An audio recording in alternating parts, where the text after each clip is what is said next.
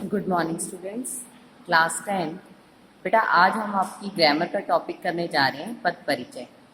तो आप एक बार अच्छे से अपनी बुक में से भी जो आपकी छोटी क्लासेस की अगर कोई भी 6, 7, 8, 9 की कोई भी अगर आपके पास बुक्स पढ़ी हो तो आप एक बार ये सारे टॉपिक एक बार दोबारा से देख लेंगे ताकि आपको क्लियर हो जाए संज्ञा के भेद, सर्वनाम के भेद, विशेषण के भेद। तो एक बार इन सारी चीज़ों को आप अच्छे से परिभाषा वगैरह जो भी हैं उनको पढ़ लेंगे। तो एक बार अभी इस टॉपिक को समझ लें आप। पद पद अर्थात शब्द कई प्रकार के होते हैं। व्याकरण में पदों को मुख्यतः 8 भागों में बांटा गया है। ये 8 भेद हैं: संज्ञा, सर्वनाम, विशेषण, क्रिया, क्रिया विशेषण, समुच्चय बोधक, संबंध बोधक, विस्मयादि बोधक। पद परिचय में पद के उप 8 भेदों, उपभेदों, लिंग, वचन, काल आदि के द्वारा प्रत्येक पद शब्द का परिचय दिया जाता है। प्रत्येक शब्द का पद परिचय निम्न आधार पर दिया जाता है। तो आप ये आधार जो है इसको समझ लें पर। फर्स्ट है संज्ञा का पद परिचय। संज्ञा शब्दों के पद परिचय में निम्नलिखित बातों का उल्लेख किया जाता है। फर्स्ट, अब अगर आपको कोई भी सेंटेंस गिवन है, आपका इसको पद परिचय देना है, तो सबसे पहले आप क्या चीज देखेंगे कि वो जो है वो किस कैटेगरी से बिलोंग कर रहा है। मतलब संज्ञा का है, सर्वनाम का है, विशेषण का है, किसका है। आपको एक सेंटेंस में हो सकता है पर्टिकुलर एक वर्ड को हाईलाइट किया जाए और आप उसको पद परिचय दें, या हो सकता है मे बी वो ये भी पूछ ले कि पूरे सेंटेंसेस में ही पूरे सेंटेंस का ही करना है। तो आपसे दोनों तरह से पूछा जा सकता है। आप एक बार देख लेंगे इसे। संज्ञा शब्दों के पद परिचय में निम्नलिखित बातों का उल्लेख किया जाता है। सबसे पहला है भेद, मतलब संज्ञा की कौन सी कैटेगरी के अंदर आ रहा है वो, व्यक्तिवाचक, जातिवाचक, भाववाचक। तो अब आपको इसका पता होना चाहिए कि आप शब्द को देख के पता लगा सकें कि वो संज्ञा का कौन सा भेद होगा, व्यक्तिवाचक, जातिवाचक या भाववाचक। सेकंड थिंग है लिंग। लिंग में आप देखेंगे स्त्रीलिंग या पुल्लिंग। तो आपको दोनों का क्लियर होना चाहिए कि कौन सा वर्ड जो है वो पुल्लिंग से बिलोंग करेगा और कौन सा स्त्रीलिंग से। नेक्स्ट है वचन, एक वचन, बहुवचन। फोर्थ है आपका कारक, कर्ता, कर्म, करण, संप्रदान, अपादान, संबंध, अधिकरण, संबोधन। तो यानी कि कारक के जो हमारे होते हैं उसके अकॉर्डिंग आपको ध्यान रखना पड़ेगा कि वो कर्ता कारक या कर्म कारक किससे बिलोंग कर रहा है। नेक्स्ट देखिए संबंध, वाक्य का अन्य पदों से संबंध, यानी कि आपको इसका भी ध्यान रखना है कि उसका अन्य पदों के साथ क्या, अन्य शब्दों के साथ क्या संबंध प्रकट हो रहा है। तो आपको संज्ञा का पद परिचय देना है, तो ये जो चीजें हैं ये आपको ध्यान रखनी है: भेद, लिंग, वचन, कारक, संबंध। अब उदाहरण से समझिए। सौरभ के पापा ने पेंसिल से एक चित्र बनाया। अब इधर आप देखें, अगर आपको कहा जा रहा है कि सौरभ के, अगर इसको हाईलाइट कर दिया गया कि इसका आप पद परिचय दें, तो आप कैसे देंगे? सौरभ के, उसका डिटेल में आप देखेंगे कि क्या लिखेंगे उसका। सौरभ के व्यक्तिवाचक संज्ञा, सीधी सी बात है, ये ना जाति से बिलोंग करेगा ना भाव से, तो ये क्या है? व्यक्तिवाचक संज्ञा। व्यक्तिवाचक संज्ञा सौरभ के, एक वचन, पुल्लिंग, संबंध कारक, संबंध क्योंकि वो पापा के साथ जो है संबंध का बोध करा रहा है, तो ये कारक कौन सा है? संबंध कारक। और संबंधी शब्द, शब्द कौन सा है, किसके साथ संबंध प्रकट हो रहा है? तो वो हो गया पापा। तो ये आपको यहाँ पे क्लियर कर दिया। जरूरी नहीं है आप डिटेल में सारा का सारी चीज बताएं, अगर आप 2 चीजें भी बता रहे हैं तो वो भी ठीक है। जो लिखने जा रहे हैं वो करेक्ट होना चाहिए।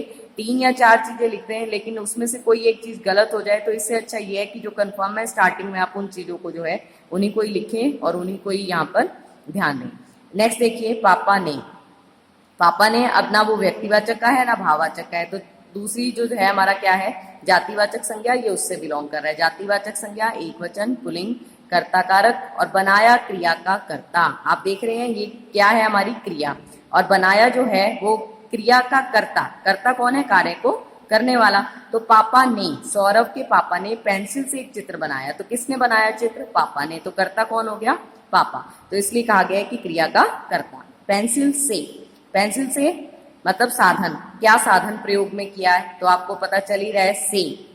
आगे देखिए, पेंसिल से जातिवाचक संज्ञा, एक वचन, स्त्रीलिंग, करण कारक, बनाया क्रिया का साधन। चित्र जातिवाचक संज्ञा, क्या है ये? ना अपना व्यक्तिवाचक में जाएगा ना भाव में, तो ये कौन सी संज्ञा हो गई? जातिवाचक संज्ञा। एक वचन, पुल्लिंग, कर्म कारक, बनाया क्रिया का कर्म। जो ये हमारी क्रिया है इसका क्या है? ये कर्म। तो आपको ये रिलेशन जो बताना है इसी को कहा गया है संबंध, मतलब उसका जो है क्रिया के साथ क्या संबंध है वो बताया गया है यहाँ पे। ये था हमारा संज्ञा का पद परिचय। नेक्स्ट देखिए अब सर्वनाम का पद परिचय। सर्वनाम का पद परिचय, तो आपको पहले देखना है कि वो वर्ड जो है पर्टिकुलर किससे बिलोंग कर रहा है, संज्ञा से या सर्वनाम से। अब सर्वनाम का है तो उसमें वही यही सारे पॉइंट्स आपको ध्यान रखने हैं, भेद, पुरुष, लिंग, वचन, कारक, संबंध।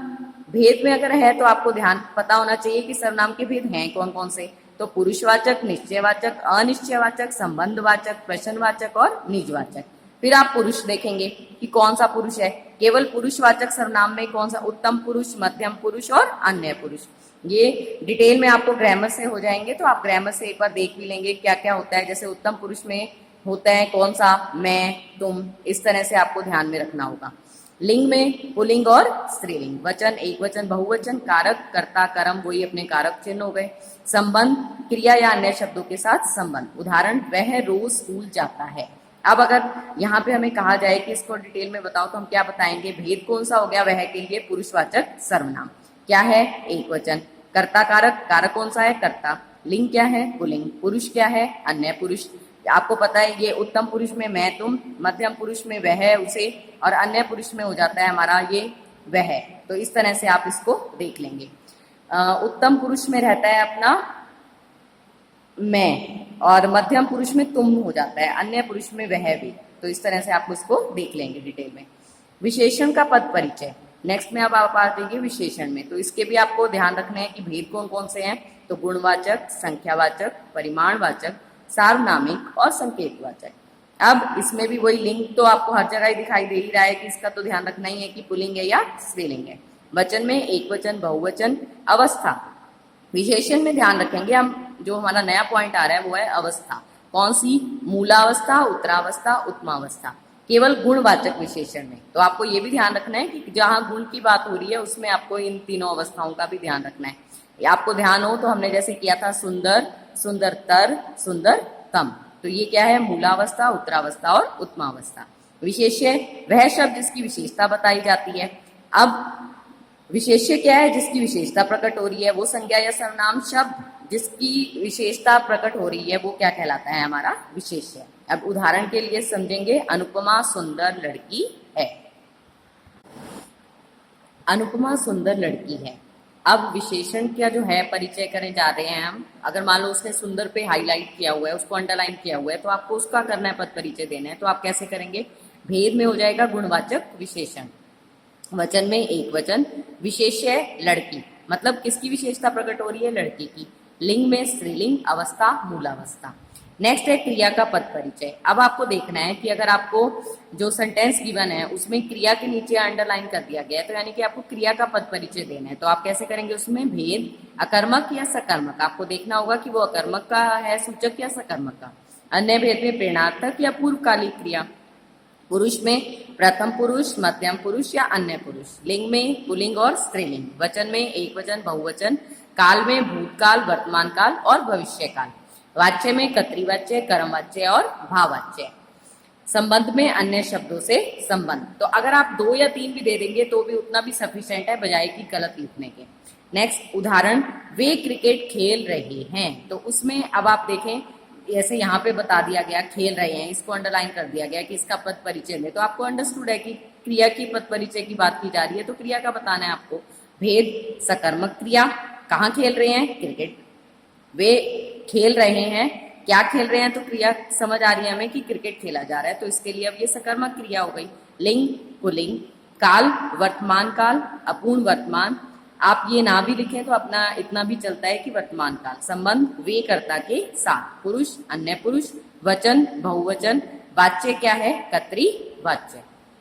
नेक्स्ट देखिए, अब क्रिया विशेषण का पद परिचय। ये हमारे अव्यय आ गए। अब अव्यय में आप देखते जाएंगे क्रिया विशेषण का पद परिचय। तो इसमें क्या याद रखना पड़ेगा हमें, भेद, कालवाचक, स्थानवाचक, परिमाणवाचक और रीतिवाचक। संबंध, संबंधित क्रिया का निर्देश। उदाहरण, मनु सुंदर लिखता है।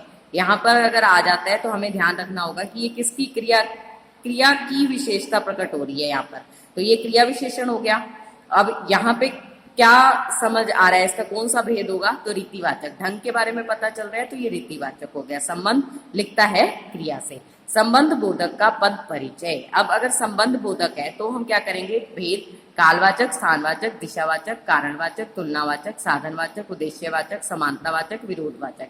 संबंध क्या हो गया? संबंधित शब्दों का निर्देश। उदाहरण, तुम विश्वास के योग्य नहीं हो। अगर यहाँ पे ये शब्द आ गया के योग्य नहीं हो, तो आपको क्या ध्यान रखना होगा कि किसका संकेत दे रहा है? तो समानतावाचक संबंध बोधक का। इस केस में आप सिर्फ भेद और संबंध सिर्फ इतना ही बताएंगे, विश्वास और हो का संबंध प्रकट करने वाला शब्द। नेक्स्ट है समुच्चय बोधक। समुच्चय बोधक का पता ही है हमें, दो शब्दों को जोड़ने वाला है। भेद में आप समानाधिकरण और व्यधिकरण दो ही ध्यान रखने हैं इसके समुच्चय बोधक के। और योजिक शब्दों या वाक्यांशों का निर्देश, रोहित और अहमद कल लखनऊ जाएंगे, तो इसमें संयोजक हो गया भेद, और क्या हो गया? रोहित और अहमद को जोड़ने का कार्य। नेक्स्ट देखिए विस्मयादि बोधक का पद परिचय। भेद, इसमें केवल यह बताया जाता है कि वह कौन सा भाव व्यक्त कर रहा है। उदाहरण, वाह क्या शॉट मारा है, तो ये कौन सा भेद है? हर्ष बोधक का। तो विस्मयादि बोधक का सबसे इजी है कि इसमें आपको सिर्फ इसका ही ध्यान रखना है कि ये किस चीज को संकेत दे रहा है। धन्यवाद।